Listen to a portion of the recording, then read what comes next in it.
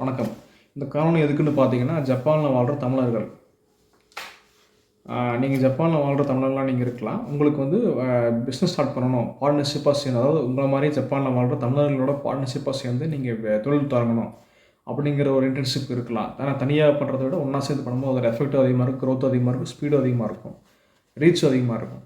So நீங்க அப்படிங்கிற mind செட்ல இருந்தீங்கன்னா, இந்த யூடியூப் வீடியோவோட டிஸ்கிரிப்ஷன்ல கொடுக்கப்பட்ட ஒரு Facebook குரூப் லிங்க் குடுத்துருக்கு. அந்த குரூப்போட பேர் பார்த்தீங்கன்னா, ஜப்பான் தமிழர் வணிகக் குழு.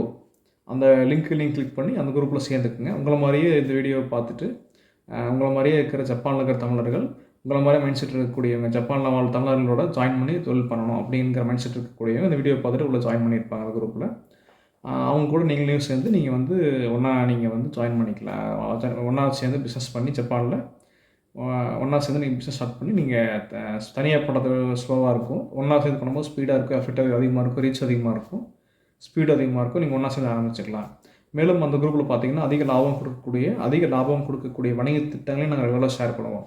அந்த அதிக லாபம் கொடுக்கக்கூடிய பிஸ்னஸ் டீட்டெயில்ஸ் நீங்கள் பார்த்துட்டு உங்களுக்கு எது பிடிச்சிருக்கோ அந்த திட்டங்களை நீங்கள் பார்த்து உங்களுக்கு அந்த தொழிலில் அந்த குரூப்பில் இருக்கக்கூடிய நீங்கள் பார்ட்னர்ஷிப்பாக சேர்ந்து ஸ்பீடாக எஃபெக்டிவாக பண்ணிக்கலாம். ஒன்றா சேர்ந்து பண்ணும்போது ரீச் அதிகமாக இருக்கும், ஸ்பீட் அதிகமாக இருக்கும், எஃபெக்டிவ் அதிகமாக இருக்கும்.